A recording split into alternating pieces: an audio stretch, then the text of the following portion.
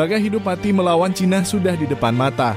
Patrick Kluivert telah memanggil 32 nama terbaik untuk setiap posisi, tapi hanya 11 yang bisa turun di GBK. Patrick Kluivert kemungkinan masih mempertahankan formasi pakem 3-4-3, tapi siapa yang pantas jadi starter? Inilah prediksi starting 11 Timnas Indonesia versus Cina berdasarkan taktik, performa, dan misi balas dendam Timnas Indonesia. Kiper. Penjaga gawang dengan absennya Maarten Paes karena akumulasi kartu kuning, posisi penjaga gawang utama kini kemungkinan besar akan diisi oleh Emil Audero. Meski kini bermain di Serie B bersama Palermo, Emil membawa pengalaman besar dari klub-klub Serie A seperti Sampdoria dan Inter Milan. Refleksnya cepat, tenang saat tekanan tinggi, dan punya distribusi bola yang presisi. Di pertandingan penting seperti ini, Indonesia butuh lebih dari sekadar shot stopper. Timnas Indonesia butuh pemimpin di bawah Mistar. Dan Audero siap menjawab itu. Pertahanan. Di sektor pertahanan, Timnas Indonesia diprediksi tetap mempertahankan pakem 3 back tengah Jay Itzes, Rizky Ridho, dan Justin Hubner. Mereka bukan sekadar pilihan terbaik di atas kertas. Tapi 3 nama yang sudah teruji chemistry saat main bersama di Timnas Indonesia sejak era Shin Tae-yong hingga kini berlanjut di tangan Patrick Kluivert. Dari 7 pertandingan saat mereka tampil bersamaan, hanya sekali Indonesia menelan kekalahan. Sisanya 5 kemenangan, 1 imbang, dan 6 kali clean sheet. Ini bukan kebetulan, ini hasil dari chemistry yang sudah terbentuk sejak lama. Jay Itzes adalah fondasi ketenangan di lini belakang. Tak mudah panik dan tahu kapan harus intercept, kapan harus tahan. Di sebelahnya Rizky Ridho berperan sebagai otak pertahanan, jeli membaca arah serangan lawan dan selalu berada di posisi yang tepat. Sementara Justin Hubner dialah yang membawa keberanian. Tak takut ambil risiko, agresif saat duel, dan cepat menutup ruang saat Timnas diserang balik. 3 karakter berbeda, tapi saat disatukan mereka tak sekadar membentuk garis pertahanan. Lalu untuk posisi wingback kanan kemungkinan akan diisi oleh Kevin Dix.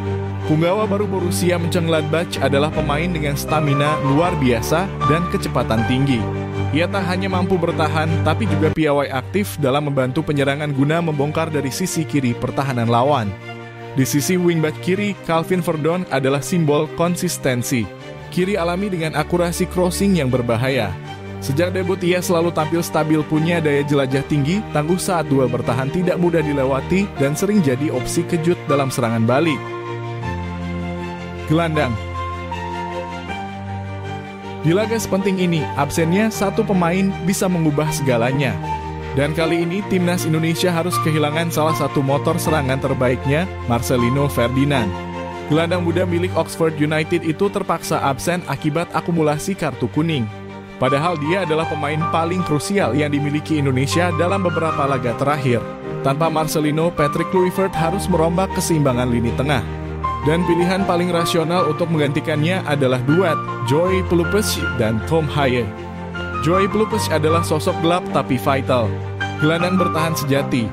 Tak terlalu menonjol secara statistik, tapi selalu ada di momen penting, pandai menutup ruang, merebut bola, dan menjaga kedalaman serta pandai memutus serangan lawan sebelum masuk ke jantung pertahanan Timnas Garuda lalu di depannya.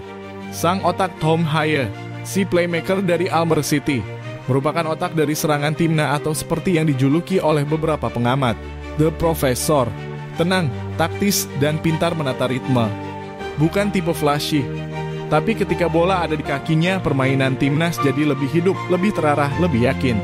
2 pemain yang berbeda gaya, tapi saat digabungkan bisa menciptakan pusat kendali yang solid dan sulit diretas. Penyerang. 3 slot tersisa di lini depan Timnas Indonesia tak kekurangan talenta.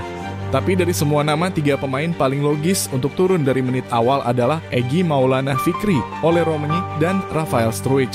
Untuk posisi ujung tombak utama Timnas sudah bisa dipastikan akan diisi oleh Ole Romani. Penyerang Oxford United itu sudah mengemas 2 gol dalam 2 pertandingan debut pertamanya saat melawan Australian dan Bahrain. Selain itu, Ole Romani mempunyai pergerakan yang cair, naluri link up-nya bagus, dan ia tahu bagaimana membuka ruang, kualitas yang krusial dalam skema 3 penyerang. Egy Maulana Fikri dijagokan untuk mengisi sayap kanan. Alasannya karena pemain berjuluk Kelok 9 ini tampil gacor bersama Dewa United. Tercatat dirinya sudah mengemas 12 gol serta 7 assist di Liga 1 musim ini. Selain produktif, Egy mempunyai kreativitas dan keberanian duel 1 lawan 1. Atas dasar tersebut, Egy dipercaya akan mendapatkan debut di era kepemimpinan Patrick Kluivert. Dan Rafael Struijk akan diplot beroperasi di sebelah kanan. El Kleber sebutan untuk Rafael Struijk ini adalah pemain winger agresif, house goal, dan sangat cocok untuk sistem pressing tinggi yang diinginkan Kluivert. Dan juga pemain Brisbane Roar ini juga disiplin saat bertahan, seringkali turun membantu block pressing, lalu kembali naik dalam hitungan detik. 3 pemain, 3 karakter, 1 misi, mencetak gol lebih banyak dari yang bisa dibalas lawan. Karena di pertandingan seperti ini, hanya satu hal yang dihitung, siapa yang berani mengeksekusi. Ini bukan hanya tentang balas dendam. Ini soal asa masa depan Indonesia untuk tampil di ajang Piala Dunia. Dengan Paes dan Marcelino absen, ini ujian besar bagi tim asuhan Kluivert.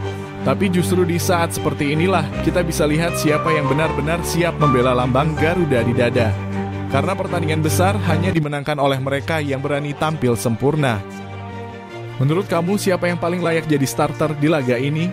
Apakah Audero bisa menggantikan Paes dengan baik? Dan apakah Romain pantas jadi tumpuan lini depan? Tulis pendapatmu di komentar. Jangan lupa like, subscribe, dan aktifkan loncengnya